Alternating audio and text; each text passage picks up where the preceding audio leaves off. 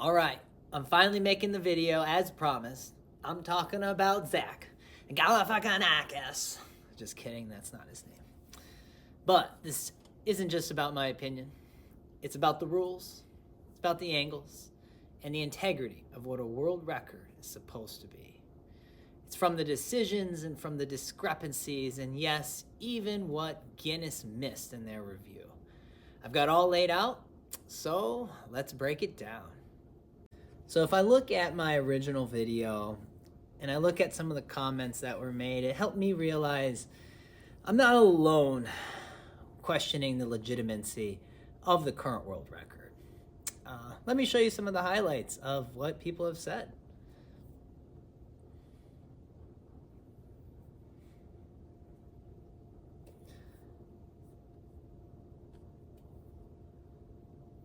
All right, so that's what people said in the comments, but let's also take a look at what Guinness has to say on their website. Well, what we have up on the screen, it says longest duration, 39.23 seconds. Zach Kirkulos, oh man, I don't know how to say his name, sorry. From New York, August 27, 2010. A proper iron cross requires the body to be rigid, with arms at 90-degree angle to the body and parallel to the floor. Okay, that sounds great. We're gonna check and see if that's actually what happened. Guinness. So before we take a deeper dive into it, we have to go over the general rules. I went over them in my previous video, but we'll go over them really quick today. So, arm position must be completely parallel to the ground at all times. No more than a 1/10 deduction or a small error is allowed. Body position must be rigid, still, straight. No bending the arms, sagging the hips, shifting allowed. Perpendicular to the ground, which means you must be like a perfect T. Got it? Standardized rings. So standard gymnastics rings must be used during the attempt. A witness verification. So just for the world record, you have to have at least 2 witnesses. That's about it. All right, it also says no assistance, so the person doing it cannot use straps or mechanical devices. That sounds silly, of course.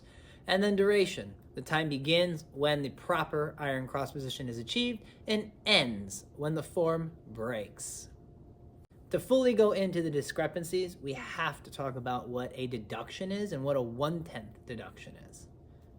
So, the explanation of a 1/10 deduction is a small error.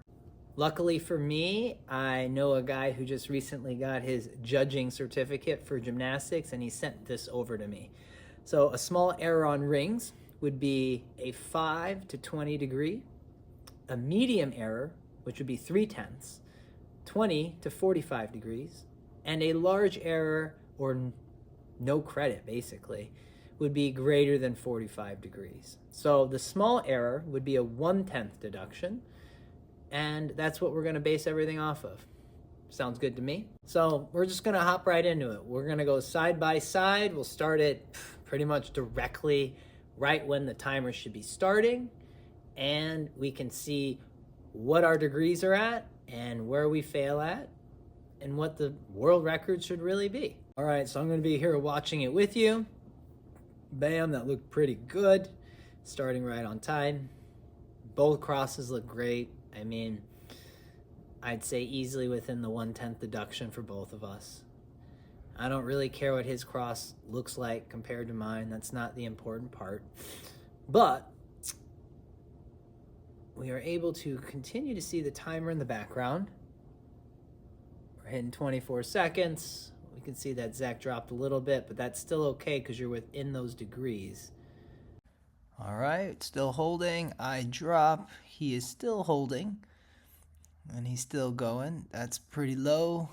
Finally done. Let's take a snap at what it looked like right when I was failing. All right, so if we take a look here, 24:05, 24:07. You can notice that now I'm making that face. I'm 24:12, starting to fall down. 14, I'm definitely starting to lose it. 17, 19, 22, 24, I drop. And that's pretty much where I would conclude mine. So if we go back it up and play it a little quicker, there we go. So we have the times.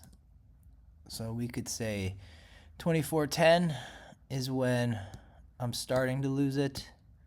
24:14 is when I'm definitely starting to break some form. And then I'll say I pretty much stop, 24:24. Right? Sounds good. Okay, so now that we figured out the times and the numbers from when I'm dropping, let's measure the angles of what I'm at. Let's measure the angles and what he's at. See if they're both within 1/10 deduction, and we'll move from there. So if we take a look at this picture, he's definitely around 15 to 20 degrees below an iron cross. However, that is not greater than the 20 degrees. So maybe he's at 16, 17 degrees. That's still within a 1/10 deduction, which is within the rules. So when I fall down, which I'm pretty much completely horizontal, but whenever I start feeling myself drop, that's when I drop down.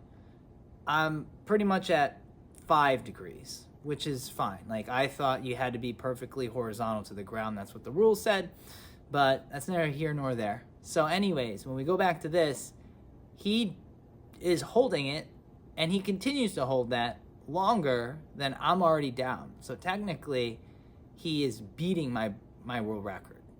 So within the rules, Zach does break my world record. Now, does he break it for the full time that he is claiming or that Guinness claims? I don't think so. So now our next step is this. We need to find out when he drops below 20 degrees or more. So if he's 21, 22 degrees, he's now at 3/10 deduction, which breaks the rules, and that's when the time should officially stop. So we got to figure that out. If we take a screenshot of 26:25 here, take a measurement, he's really on the cusp of being over 20 degrees, which would make it a 3/10 deduction.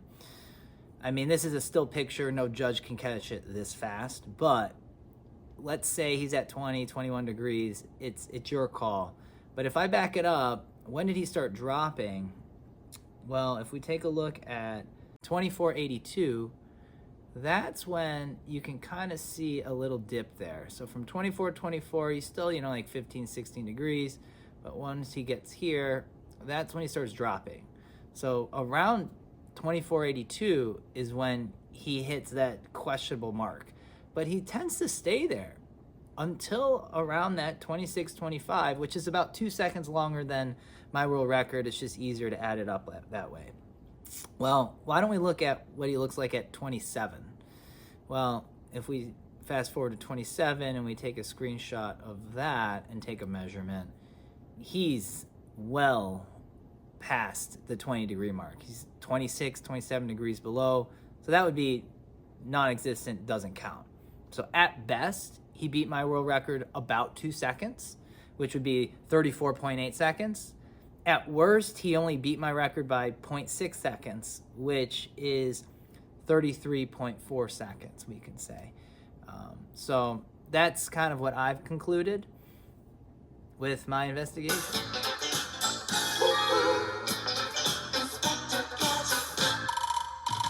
All right, and also, just for fun, I decided to pause him at basically the lowest part during his cross, because he did look pretty low, and right before he drops. And I'll show you that picture in that video, and if you look, it says he's just under 35 degrees, which is not the 45 degrees for no credit. So he's technically still within 3/10 deduction, which in my assumption though, watching JO Gymnastics, I think they would give that cross, if you took a picture of it and sent it to judges, no credit.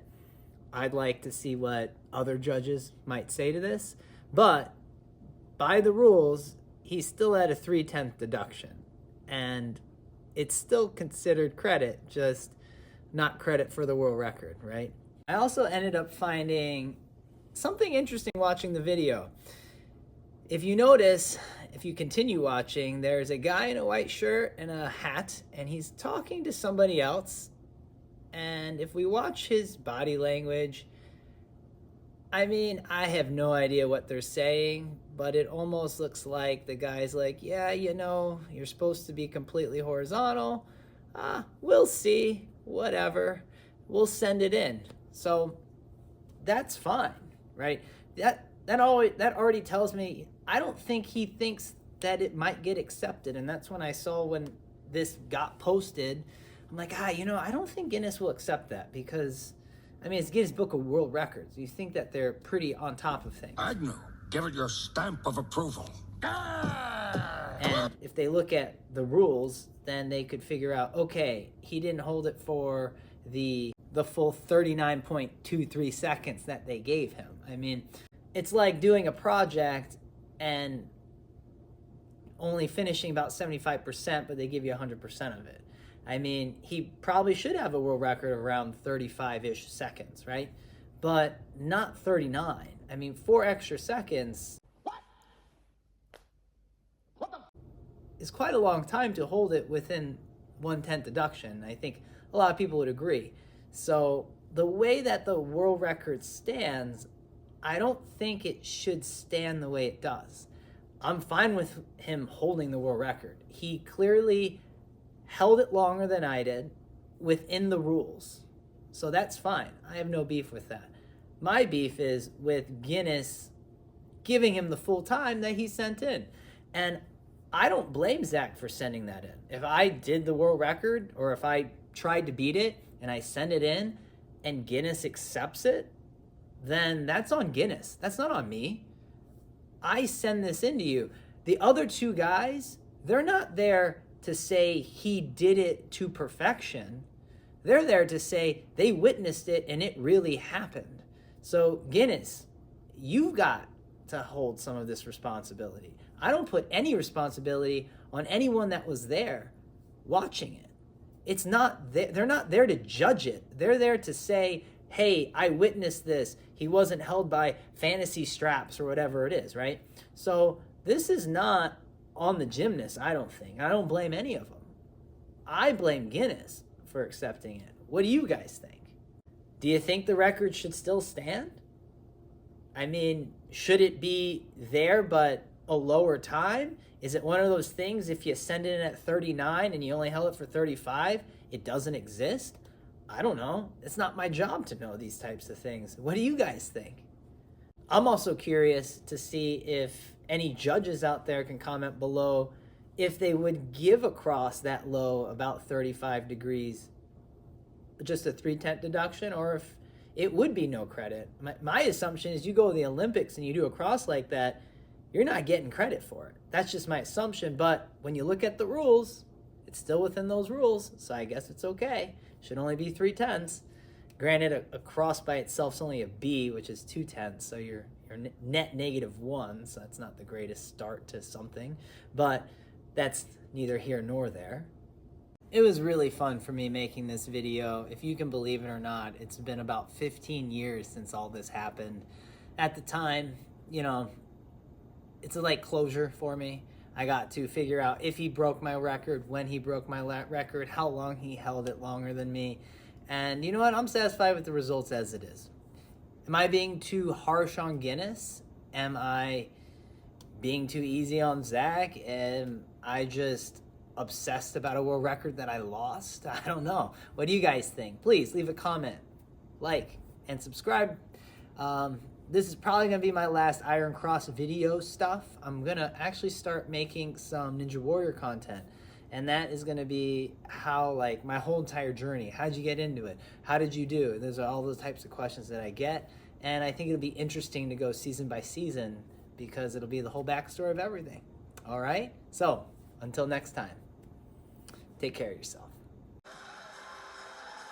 Oh, look at that face. My goodness, she's having a hard time.